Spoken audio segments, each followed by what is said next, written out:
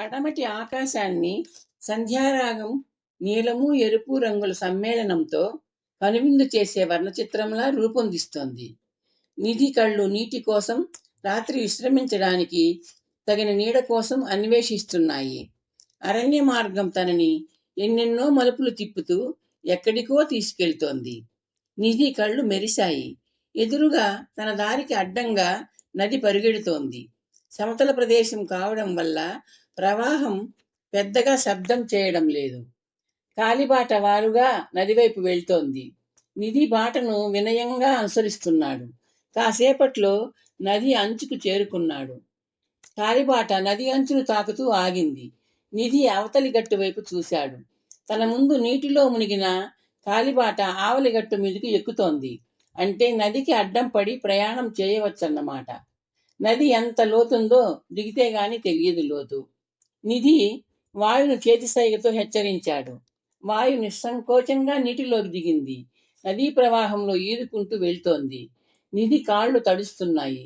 కొన్ని నిమిషాల ఈతలో వాయు నిధిని అవతలి గట్టుకు చేర్చింది.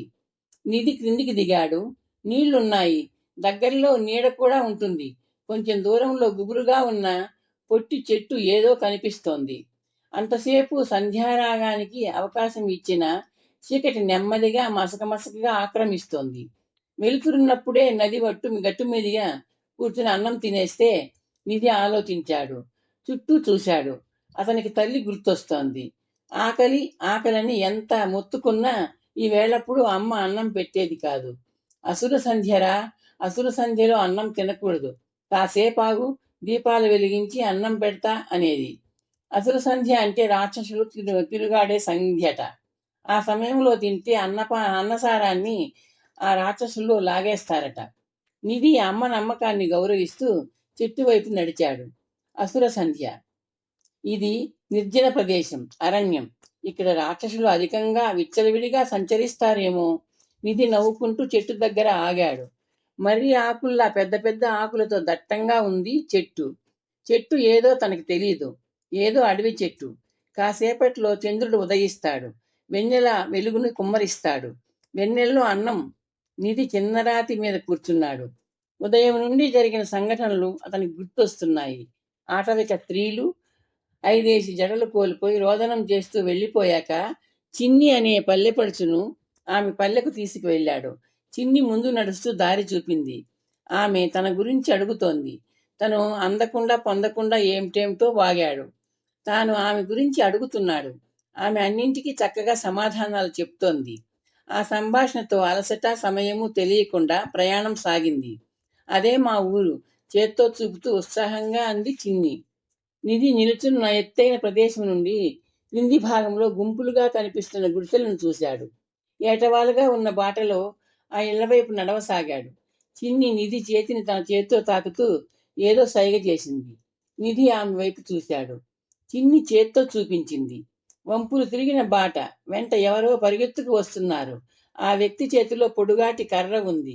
రెండో చేతిలో కొడవలిగా అంటే ఆయుధం. చెకుముకి బావ. చిన్ని ఉత్సాహంగా అంది. నా కోసం వస్తున్నట్టున్నాడు. అలాగా, బావంటే? నిధి ప్రశ్నించాడు. మేనత్త కొడుకు. నాకు నాకు కాబోయే పెనిమిటి. మంచి కండబలం ఉన్న వీరుడిలా ఉన్నాడే. మరే, నీకు తెలుసా అన్నా? మా దొడ్లో గున్న ఏనుగంత పెద్ద దున్నపోతుంది. 2 చేతులతో తోలుబొమ్మను ఎత్తినట్టు దాన్ని తలపైకెత్తి ఎత్తేస్తాడు. నిధి ఆశ్చర్యంగా చూశాడు. నిజంగా? నిజంగా అన్నా. అసత్యం ఆడనుగా. చిన్ని చిన్ని యువకుడు అరుస్తూ దగ్గరగా వచ్చి ఆగాడు. ఆయాసంతో వగరుస్తున్న అతని ఎద ఎగిరెగిరి పడుతోంది. కొలిమితిత్తిలా. చిన్ని ఇంకా రావనుకున్నానే, చెకుముకి అన్నాడు. ఈ అన్న రాకపోతే వచ్చేదాన్ని కాదు. నువ్వింత ఆలస్యం చేశావేం బావా?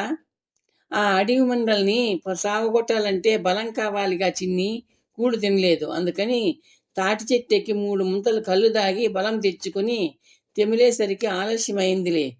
ఈ మడిచెవరు? నిధిని ఓరగా చూస్తూ అన్నాడు చెకుముకి. అన్న పేరు నిధి. ఉత్తర దిక్కు కొండకు యాత్ర పోతున్నాడు.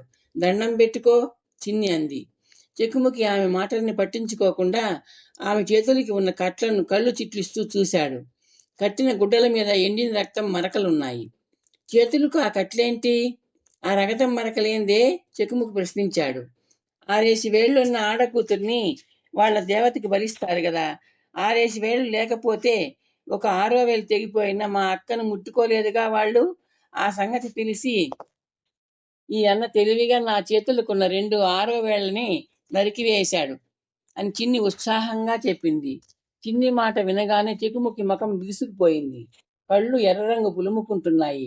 దుడ్డుకర్రను కొడవలిని పట్టుకున్న చేతులు వేళ్లు బిగుసుకున్నాయి. చిన్నిని కాసేపు తదేకంగా చూసి చెకుముకి నిధి వైపు తిరిగాడు. ఎగాదిగా చూశాడు. నాకు కాబోయే ఆడతోడు వేళ్లు తీసేయడానికి నువ్వెవరు? నిధి చిన్నగా నవ్వాడు.